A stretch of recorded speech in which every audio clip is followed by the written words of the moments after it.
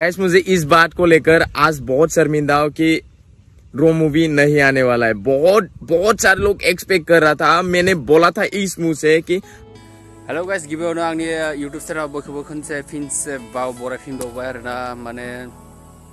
मा बुंनो ओरैबायदि एक्साइटेड मोन आरोना माने जोंना बि बयस माने र मुभि सर्ट मुभिया माने दिनै फैनो गोनांमोन माने बोरै ओरैबायदि एक्साइटेड मोन आरोना नायनो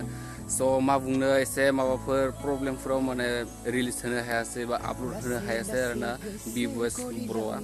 स' मा होनो नोंथांमोना नुदोंबो जानो हागौ बिनि माने बि बयस यूट्यूब चैनल माने अलरेडी बे भिडिअ माने बानायनानै माने क्लियारिफिकेशनबो होबाय आरो जेनेबा मानि सायाव माने मानि थाखाय बा मानि सायाव माने भिडिअखौ आपल'ड होनो हायासै बा रिलिज खालामनो हायासै बिनि माने बे बरियानो क्लियारिफिकेशन होदों नोंथांमोना नुदोंबो जानो हागौ स' नोंथांमोना थेवब्लाबो आरोना स' माने आं ससेसो क्लिप देखायगोन आरोना बिथांनिनो बि बयसनिनो आरोना नोंथांमोना नायबानो मिथिगोन स' मा होनो दिनै फार्स्ट टाइम बेखौ गानदो लोगोफोर माने आं बे गस्लाखौ गाननाय जाया आरोना माबा बुङो आंबो मिथिया आरो स' लोगोफोर स्किप खालामालासिनो जोबजासे नायबानो जाबाय आरोना माने लामायाव बहुत मानसि थांलाय फैलाय खालामो आरोना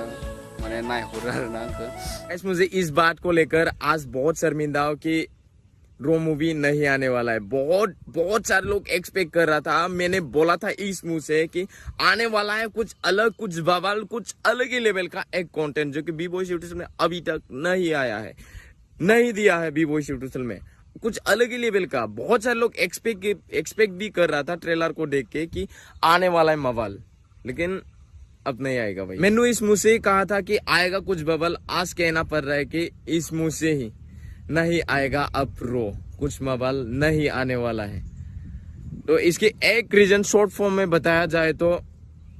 टेक्निकल इशू, बट इसके पीछे ना बहुत सारे ऐसे इशू तो लोगोफोर बे सर्ट मुभिया फैगोन गाबोन समफोरबाबो बे होखागोन आरोना बे माने होआलासिनो थाया जों नेनांगोन खानसे खाननैसोबाबो नेनानै जों थानांगोन आरोना इमान दिन नेबाय नङा होमबा आरो सानसे साननैयालाय माथो नङा होमबा लोगोफोर स' बेनिखायनो जों